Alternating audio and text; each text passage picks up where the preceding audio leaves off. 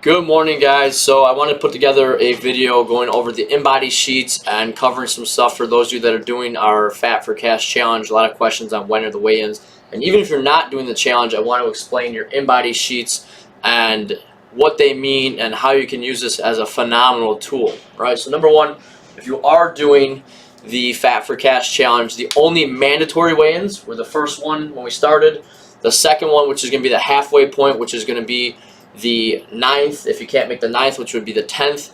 That is when you'll bring your journal, and again, I'm not going to read through it, but you just show me, hey, look, I've got a good 2-3 weeks of journaling in here consistently. And then the final one will be the 30th. If you can't make the 30th, we'll allow you to come in on the 1st, right?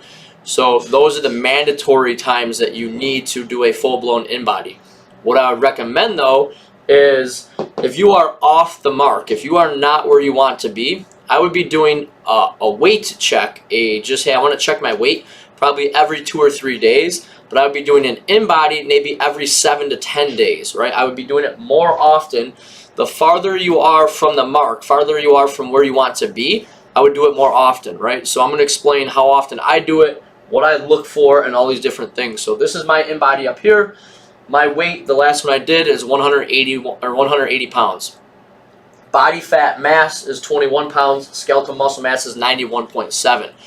So we always talk about body composition. What is the body composed of? We want these two numbers to be as far away from each other as we can within reason, right? We know that body fat mass isn't going to go to 0.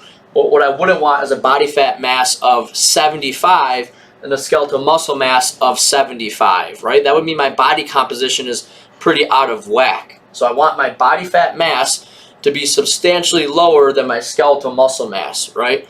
Pretty easy to think. I want to carry less body fat, and I want to have adequate or more muscle. This is where we hear words like lean and ripped and athletic and toned and all these all these fancy marketing terms that get thrown around a ton. They all boil down to the amount of body fat you have and the amount of skeletal muscle mass that you have, right? Everybody has biceps, everybody has triceps, everybody has delts. The difference is the amount of body fat that sits over those muscles. So when we're talking about, hey, I want to be healthier, hey, I just want to look better, body fat mass down, skeletal muscle mass up. So when we do these, we look for trends. So I was showing this to somebody the other day. I know it's not zoomed in, but I have probably 8 months worth of InBodies. And where I'm at today, or I'm sorry, when I did this a couple days ago, is almost identical to where I was 7 months ago. So if I look at all of these different InBodies, I might see a little fluctuation up or down, right? I don't get upset about one InBody reading that shows me that my body fat went up 2%, right? The machine is great, but it is not without its faults, right? Maybe you moved around on it a little bit. Maybe you weighed in at a different time. Maybe you're dehydrated. Maybe the machine's only accurate within 1 or 2% anyway. So what I would look for personally, or what you should be looking for, is a trend, meaning that if you're trying to reduce body fat mass, that every time you have a reading, the majority of the readings are showing body fat mass going down. That's a trend. That's a good trend. Hey, I want my skeletal muscle mass to either hold fast or increase a little bit, right? That's a good trend.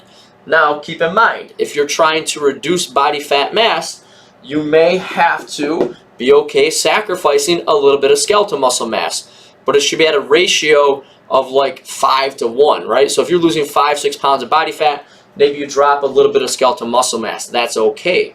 Vice versa, if you are trying to increase skeletal muscle mass, you have to be okay with maybe an increase in body fat mass. It's very hard to have both happen at the same time.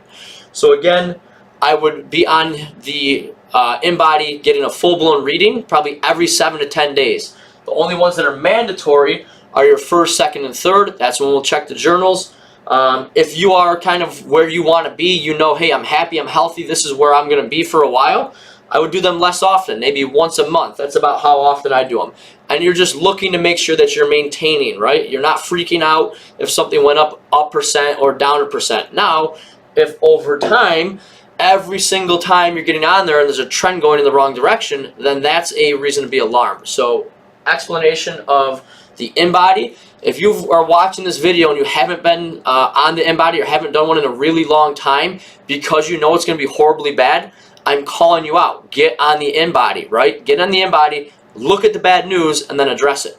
Have a great day, guys, and I look forward to seeing you.